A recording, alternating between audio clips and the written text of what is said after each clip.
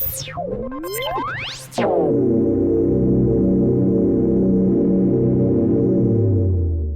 is your weekly report on corruption in the Philippine government.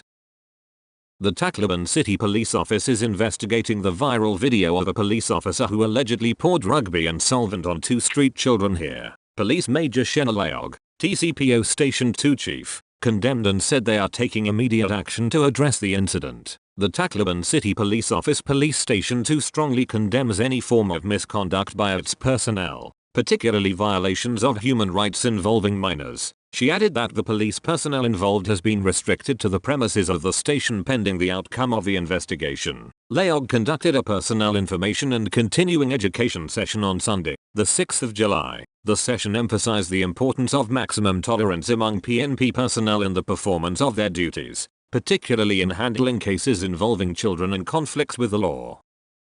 The Court of Appeals has denied the appeal of a former immigration officer, tagged as one of the group chat administrators of the notorious Pastillas scheme, who had sought to overturn a 2022 grave misconduct charge. In a 15-page decision dated the 30th of June, the CA's 17th Division found Gabriel Ernest Estacio guilty of grave misconduct and conduct prejudicial to the best interest of the service when he played a significant part in conspiring with other immigration officers to solicit and receive money from Chinese nationals so they could enter the country even without the required documentation. Considering that Estacio was found guilty of grave misconduct and conduct prejudicial to the best interest of the service, and grave misconduct being the most serious charge, the penalty of dismissal imposed by the Ombudsman was correct, the appellate court said in the decision penned by Associate Justice Marietta Brawner Kuling. The CA effectively denied his appeal and upheld the 2022 consolidated decision of the Office of the Ombudsman that found him guilty of the 2 administrative charges. The so-called Pastillas scam was a scheme allegedly orchestrated by high-ranking officials of the Bureau of Immigration in 2017 in which Chinese nationals were allowed seamless entry into the country for a service fee of 10,000 pesos. The bribe money given to immigration agents were hidden inside rolled-up sheets of paper which resembled pastillas, a local soft candy wrapped up in wafer-thin paper,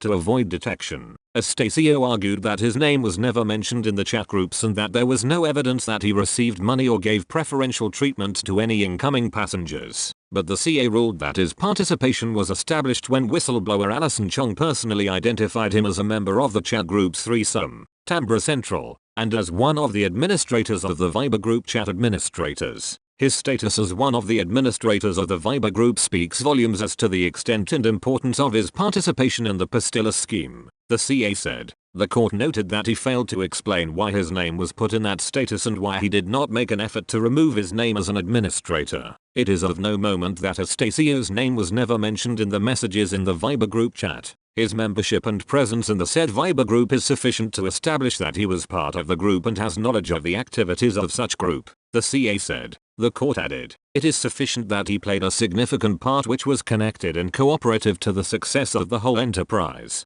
Consequently, even if there was no direct evidence that Estacio received money in connection with the Pastillas scheme, he is still liable by reason of conspiracy, the CA said. Indeed, by allowing certain Chinese nationals to enter the country without going through the usual immigration process, Estacio compromised the integrity of the country's immigration laws, as well as its security, the court said. The CA found that Estacio's acts also constituted conduct prejudicial to the best interest of the service, since these tainted the public's perception of the BI as a government institution and undermined the country's immigration laws. The case stemmed from the separate complaints filed by the Field Investigation Office of the Office of the Ombudsman and the National Bureau of Investigation. The Ombudsman in its 2022 decision said Estacio's participation in the Pastillas scheme was clearly established by the positive identification, categorical statements, and evidence presented by the whistleblower. The ruling said the respondents in the case, including Estacio, used the BI's bureaucratic structure to avoid possible detection.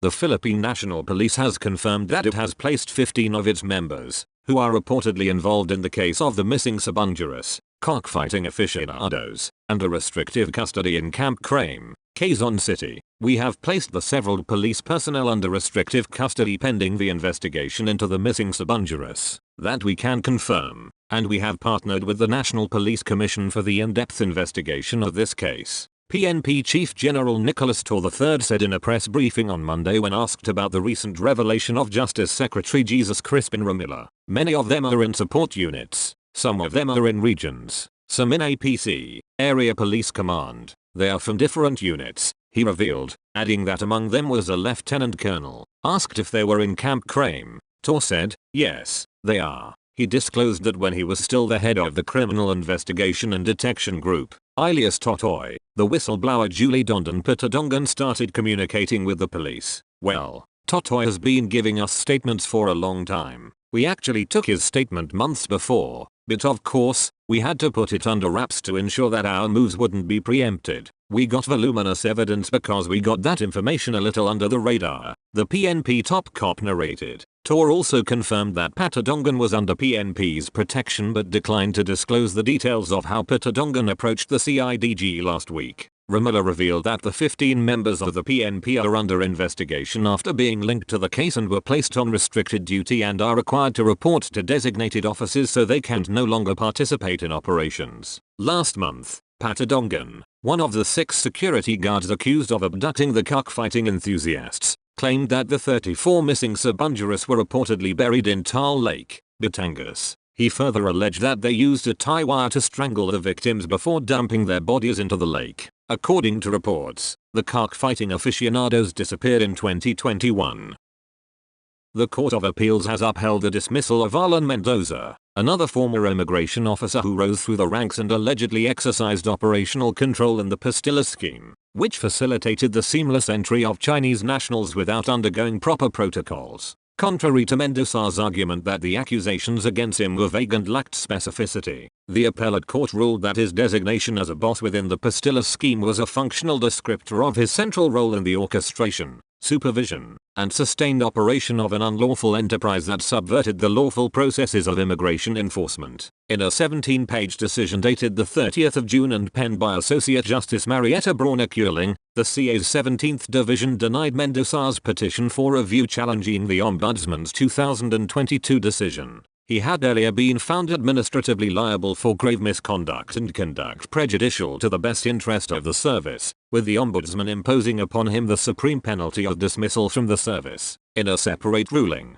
the CA also denied the appeal of Gabriel Estacio, a former immigration officer tagged as one of the group chat administrators of the notorious syndicate, who had sought to overturn the same administrative charges against him. The scheme, described by the CA as a multi-layered, institutionalized bribery and human trafficking enterprise, allegedly operated within the Bureau of Immigration from 2016 until it was exposed in 2020. The illicit arrangement allowed the entry of foreign nationals, primarily Chinese citizens, without undergoing proper immigration protocols and security vetting. In exchange, the bribe money given to immigration agents involved was hidden inside rolled up sheets of paper, which resembled pastillas, a local soft candy wrapped up in wafer-thin paper, to avoid detection. Whistleblowers Alison Chiong and Jeffrey Ignacio identified Mendoza as one of those exercising operational command and control over the group. At the time material to the administrative charges, the CA said that Mendoza held the rank of Immigration Officer 3 while concurrently serving as the deputy head of the Travel Control and Enforcement Unit assigned to Terminal 2 of Ninoy Aquino International Airport. The court noted that his record indicated a progression through the ranks within the Bureau, having served as Immigration Officer I from 2009 to 2017 and as Immigration Officer 2 from 2017 to 2020.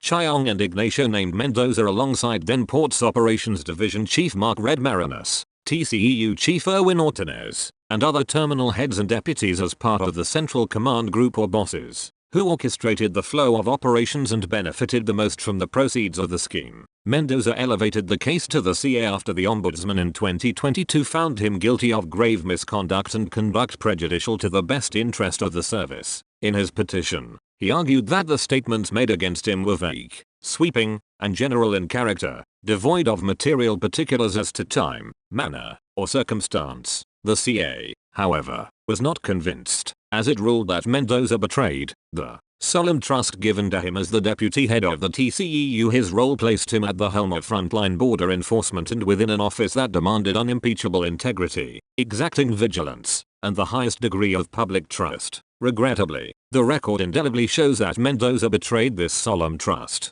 the court said. The CA emphasized that the whistleblower's testimonies did not lack specific acts directly attributable to Mendoza. In fact, the CA pointed out, Chiong and Ignacio identified him specifically as one of the bosses who, in their words, seized control and took over the operation, managed the collection of illicit payments, distributed illegal commissions, and conferred his official sanction upon, exercised command over, and personally reaped substantial financial gains from the unlawful activities. A police corporal died after he accidentally pulled the trigger of his firearm, hitting himself in the stomach in Sisyoakban, Barangay Buhisan, Cebu City, at around 9 am on Tuesday, the 8th of July, 2025. The 33-year-old police officer was assigned to the Provincial Investigation and Detective Management Unit of the Cebu Police Provincial Office, according to Police Lieutenant Colonel Maria Teresa Macatangay, Deputy City Director for Operations and spokesperson of the Cebu City Police Office. Their investigator recovered CCTV footage from the officer's house that captured the incident. In the CCTV footage, the victim was seen arriving home, removing his clothes and pistol belt. He then grabbed his 9mm service firearm, but accidentally pulled the trigger, shooting himself in the stomach. The victim was rushed to Vicente Soto Memorial Medical Center but died a few hours later. Based on the CCTV footage, the victim was alone in the house at the time, as his child was still in school and his wife had gone out. Macatangay said their investigators have found no signs of foul play. There's no foul play. Our investigator was able to retrieve CCTV footage, and it showed that he was alone in their balcony, inside their family's compound, Macatangay said. That's all for this week. I'll see you next Friday with more stories of corruption and foolishness within the Philippine government.